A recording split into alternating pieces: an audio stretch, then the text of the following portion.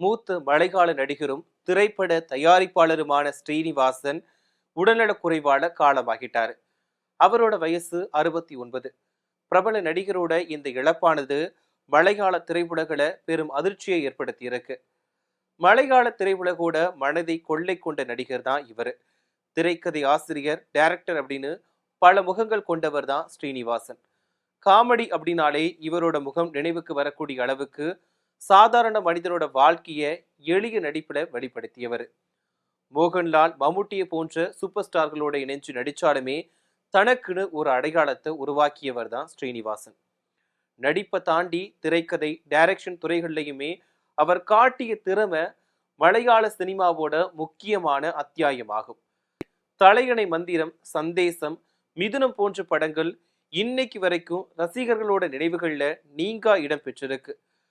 வடக்கு நோக்கியந்திரம் படத்துக்கு கேரள அரசோட சிறந்த பட விருதும், சிந்தா விஷ்டயாய ஷியாமலா படத்துக்கு தேசிய விருதோட மாநில அரசோட விருதுமே கிடைச்சது. இது அவரோட படைப்பு திறமைக்கு கிடைச்ச அங்கீகாரமாகும். ஆனா கடந்த சில ஆண்டுகளாகவே ஸ்ரீனிவாசனுக்கு உடல் ரீதியா கடினமான காலமா அமைஞ்சது அப்படின்னு சொல்லலாம். 2019 மற்றும் 2021 ஆண்டுகள்ல உடல்நலக் குறைவால கடுமையா பாதிக்கப்பட்டார். ஒரு முறை கொச்சி எடப்பள்ளியில உள்ள ஸ்டூடியோவுல டப்பிங் பணியில ஈடுபட்டிருந்த போது திடீரென ஸ்ரீனிவாசன் நெஞ்சு வலியால பாதிக்கப்பட்டார். உடனடியா எர்ணாகுளத்துல உள்ள தனியார் மருத்துவமனையில அனுமதிக்கப்பட்டார். பரிசோதனையில அவருக்கு ட்ரிபிள் வெசஸ் டிசீஸ் இருப்பது தெரிய வந்துச்சு. இதுக்கப்புறமா பைபாஸ் ஆபரேஷன் மேற்கொள்ளப்பட்டு வெண்டிலேட்டர் உதவியோட தீவிர சிகிச்சை கொடுக்கப்பட்டுச்சு. 2 மகன்களோட தந்தையான ஸ்ரீனிவாசனோட மூத்த மகன் வினித் ஸ்ரீனிவாசன் நடிகர், பாடகர், இயக்குனர் என மலையாள திரையுலகில தனி முத்திரைய பதிச்சிருக்காரு. வினித் ஸ்ரீனிவாசன் இயக்கத்துல ஹிருதயம் படத்துல மோகன்லாலின் மகன் பிரணவ், கதாநாயகியா கல்யாணி பிரியதர்ஷன் நடிச்சிருந்தாங்க. இளைஞர்களோட கல்லூரி காதலையும் அதற்கு பிந்தைய வாழ்க்கையையும் மையமா வச்சு எடுக்கப்பட்ட இந்த படம் திரையரங்குல வெளியாகி வரவேற்பு பெற்றாலுமே ஓடிடியில வெளியானதுக்கு அப்புறமா தான் கூடுதல் வரவேற்பு பெற்றது. இளைய மகன் தியான் ஸ்ரீனிவாசன் மலையாள படங்கள்ல பிரபலமான நடிகராய் இருக்காரு. அது மட்டும் இல்லாம திரைக்கதை எழுத்தாளர் மற்றும் இயக்குனராகவும் இருக்காரு. குடும்பமும் ரசிகர்களும் பிரார்த்தனையோட காத்திருக்கும் நிலையில மலையாள சினிமாவோட இந்த மனிதநேய கலைஞரின் மரணம் கேரள ரசிகர்களையே உலுக்கி போட்டிருக்கு அப்படின்னு சொல்லலாம்.